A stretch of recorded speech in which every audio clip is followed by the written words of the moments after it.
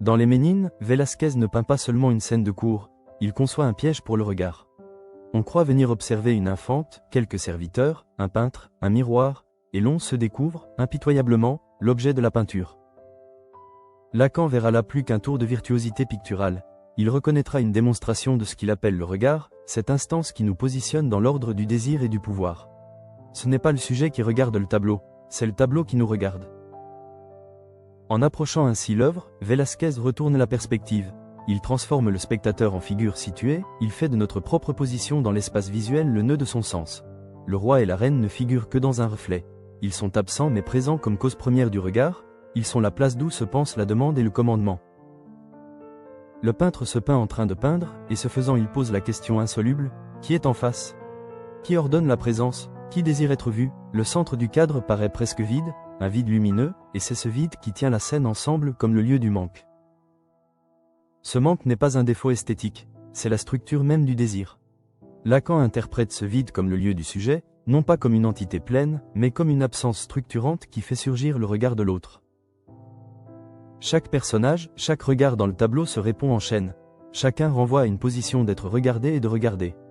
Le nain, la dame d'honneur, la servante, tous occupent des places qui se déterminent par la relation au regard originaire.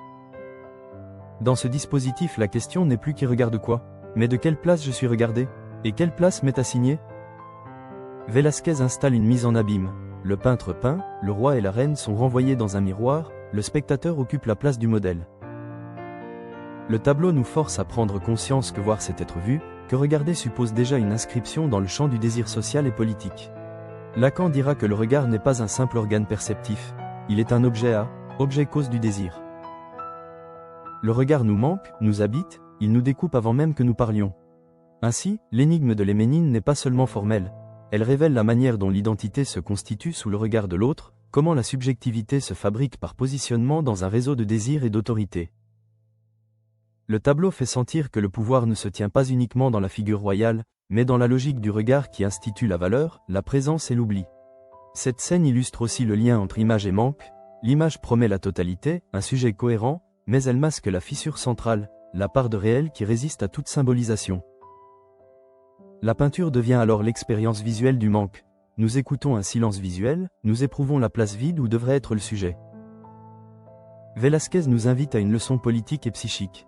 Toute demande publique, reconnaissance, représentation, honneur, prend sens dans l'économie du regard.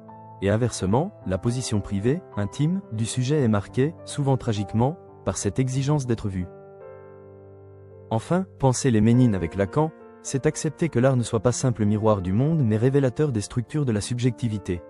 Le tableau ne s'offre pas à une lecture naïve, il exige que nous admettions notre propre implication. Tant que nous croyons être des observateurs discrets, nous manquons l'essentiel, c'est notre place sociale et affective qui est mise en scène. Velázquez, en peignant le regard qui regarde, nous apprend que voir est déjà être situé, que l'image est politique, et que l'inconscient se donne aussi en vue. Si l'on écoute cette leçon, la peinture devient instrument de lucidité. Elle nous force à reconnaître que notre regard porte des lois, des désirs, des manques, et que comprendre cela n'est pas se retirer, mais commencer à penser la liberté intérieure qui ne dépend plus seulement du regard d'autrui.